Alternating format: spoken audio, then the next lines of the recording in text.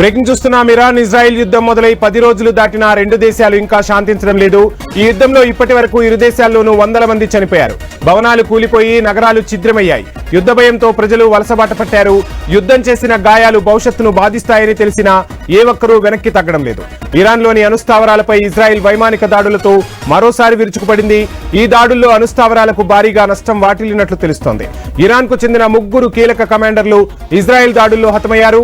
Drone units చూసే అధికారి, IRGC కుద్రస్ force కు చెందిన కమాండర్ తో పాటు ఐఆర్జీసీలో పాలస్తీనా వ్యవహారాలు చూసే కమాండర్ సైతం ప్రాణాలు కోల్పోయినట్లు ఐడిఎఫ్ ప్రకటించింది. తాజాగా ఇజ్రాయెల్ చేసిన వైమానిక దాడుల తర్వాత ఇరాన్లోని అణుస్థావరాలకు నష్టం జరగడమే కాదు, ఆయా ప్రాంతాల్లో భూమి కంపించింది. దీంతో అణుస్థావరాలపై దాడుల వల్లే భూ ప్రకంపనలు వచ్చాయని చెబుతున్నారు. ఇక అణుస్థావరాలు దెబ్బతింటే నష్టం అపారంగా ఉండొచ్చనే అనుమానాలు వ్యక్తమవుతున్నాయి. అటు ఇరాన్ సైతం ఇజ్రాయెల్ పై క్లస్టర్ బాంబులు ప్రయోగిస్తోంది. క్లస్టర్ బాంబుల వల్ల ఇజ్రాయెల్లోనూ భారీగా నష్టం వాటిల్లినట్లు తెలుస్తోంది.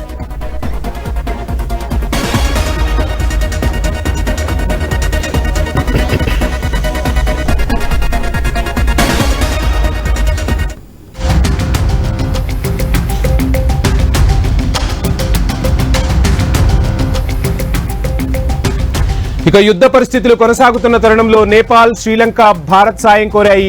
అటు ఇప్పటికే ఉన్నత విద్య, ఉపాధి కోసం భారత విద్యార్థులను కేంద్ర సర్కార్ సురక్షితంగా ఇండియాకు తీసుకొచ్చింది. ఇరాన్ గగనతలాన్ని మూసివేయడంతో రోడ్డు మార్గం ద్వారా పలువురు విద్యార్థులను ఇండియాకు రప్పించారు. ఇక ఇరాన్లో చిక్కుకున్న తమ విద్యార్థులను కూడా తీసుకురావాల్సిందిగా నేపాల్, శ్రీలంక భారత్ ను కోరినట్లు సమాచారం. ఇరాన్లో ఉన్న ఆ దేశాలకు చెందిన విద్యార్థులను తరలించేందుకు ప్రయత్నం చేస్తున్నట్లు ఎంబసీ అధికారులు తెలిపారు. భారత విద్యార్థులతో పాటు శ్రీలంక, నేపాల్ విద్యార్థులను తరలించనున్నట్లు భారత రాయబార కార్యాలయ అధికారులు వెల్లడించారు.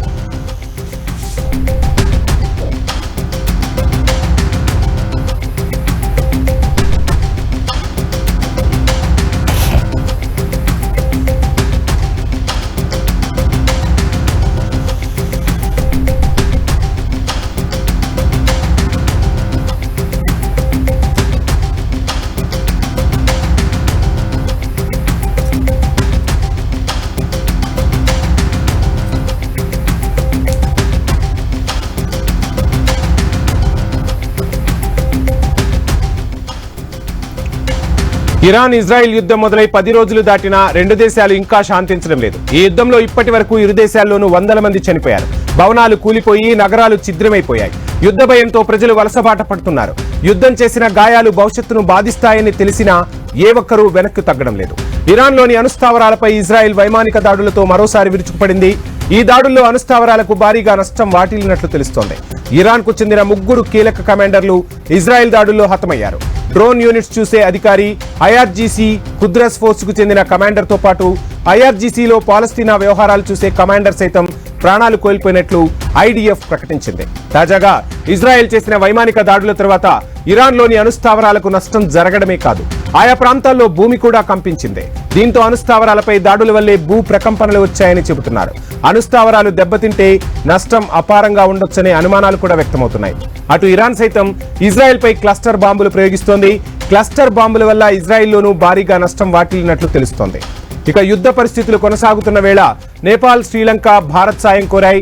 అటు ఇప్పటికే ఉన్నత విద్య, ఉపాధి కోసం భారత విద్యార్థులను కేంద్ర సర్కార్ సురక్షితంగా ఇండియాకు తీసుకొచ్చేసింది. ఇరాన్ గగనతలాన్ని మూసివేయడంతో రోడ్డు మార్గం ద్వారా పలువురు విద్యార్థులను ఇండియాకు రప్పించారు. ఇరాన్లో చిక్కుకున్న తమ విద్యార్థులను కూడా తీసుకురావాల్సిందిగా నేపాల్, శ్రీలంక భారత్ ను కోరినట్లు తెలుస్తోంది. ఇరాన్లో ఉన్న ఆ దేశాలకు చెందిన విద్యార్థులను తరలించేందుకు ప్రయత్నం చేస్తున్నట్లు ఎంబసీ అధికారులు తెలిపారు. భారత విద్యార్థులతో పాటు శ్రీలంక, నేపాల్ విద్యార్థులను కూడా తరలించనున్నట్లు భారత రాయబార కార్యాలయ అధికారులు వెల్లడించారు.